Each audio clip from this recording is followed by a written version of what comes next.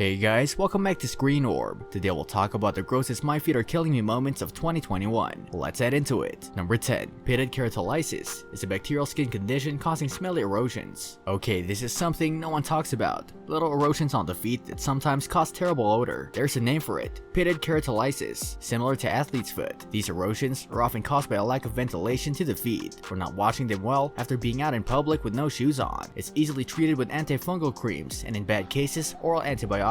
Dr. Vincent told Sebastian she would operate on his feet to remove as many of the growths as possible. Number 9. Dyshidrotic eczema causes nasty foot blisters. Eczema is a common skin condition that causes itchy rashes, but add dyshidrotic in the front and the two words become a mystery. Basically, dyshidrotic eczema adds blisters to the equation. According to the National Eczema Association, they can last up to 3 weeks and be very discomforting and painful. This type of eczema is caused by the allergies and stress, and it gets worse in the spring when allergies are at their worst. Unfortunately, there's no cure for dyshidrotic eczema, but it can be managed and treated with topical medications to ease the intense itching. When the blisters are really bad, it helps to dip the hands or feet into cool water and moisture them afterward.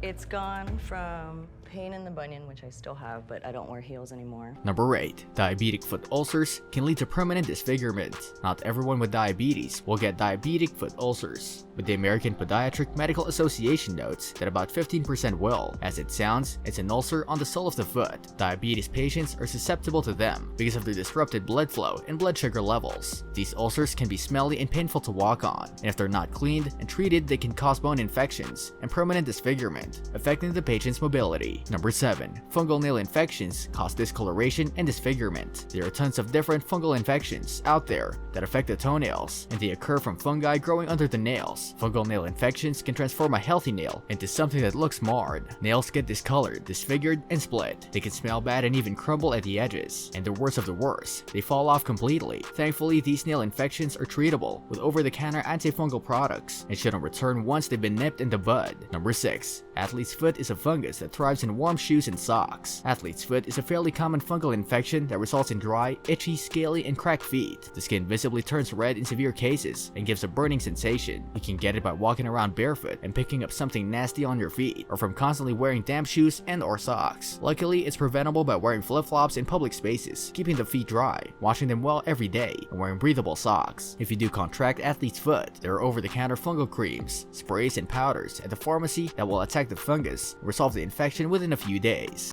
David's nails were so long that they were curling on top of each other. Number 5. Hand, foot, and mouth disease is a contagious viral infection. Appearing most often in infants or children, hand, foot, and mouth disease kind of starts out like a flu, with a fever, sore throat, and nausea, and then it transforms into something disturbing. Blisters and ulcers in the mouth or palms of the hands, as well as skin rashes. It's a viral infection that gets picked up from infected surfaces and transferred from person to person through the air in close contact, like kissing. The infection is treatable through over-the-counter medications. Number 4. Gout is painful and affects the big toe joint. Many people have heard of gout and assume that it's old-timey disease that no one gets anymore, but actually it's still a thing. It's a form of inflammatory arthritis that causes severe pain, tenderness, and swollen joints in the hands and feet. The Arthritis Foundation explains that gout is usually seen in adults over 60 who are also overweight, and you get it by having high levels of uric acid in the blood, though those with high cholesterol, high blood pressure, and diabetes are most at risk. There are medications that can be taken to reduce inflammation and pain. Number 3. Psoriasis causes patchy and scaly red skin. The skin on the feet should be perfectly fleshy, colored, and smooth,